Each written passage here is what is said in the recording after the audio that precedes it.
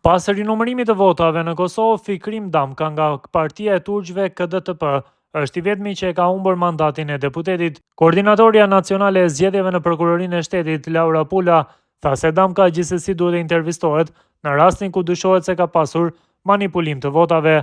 Me siguri që po, që duhet të intervistohet, ka thënë Pula.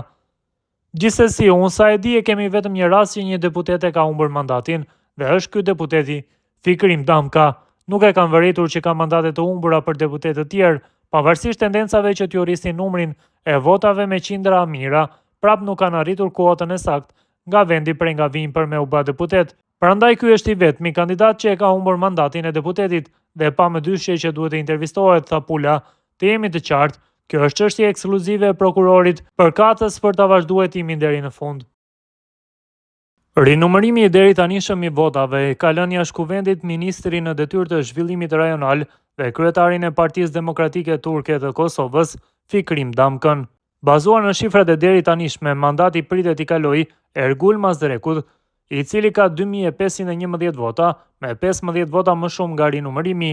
Damkës deri tash janë hequr 68 vota, të cilat i ishin përshkruar rreshëm.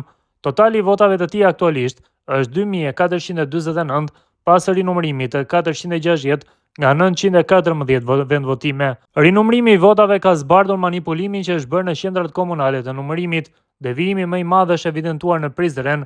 Deri tash në këtë komunë janë rinumëruar 188 nga 208 vendvotime. Në qendrën e numërimit dhe rezultateve është duke vazhduar numërimi i fletvotimeve, sipas listës së vendvotimeve për të cilat KQZ ka marrë vendim që të rinumërohen. Zëdhënësi i KQZ-s, Valmir Elezi, ka thënë se sipas të dhënave deri më tani procesi i rinumërimit është përmbyllur në 19 komuna, ndërkohë edhe gjatë ditës së sotme është duke vijuar rinumërimi i vendvotimeve që i takojnë komunës së Prizrenit dhe më pas të tjera komuna sipas radhës do të përfshihen në këtë proces.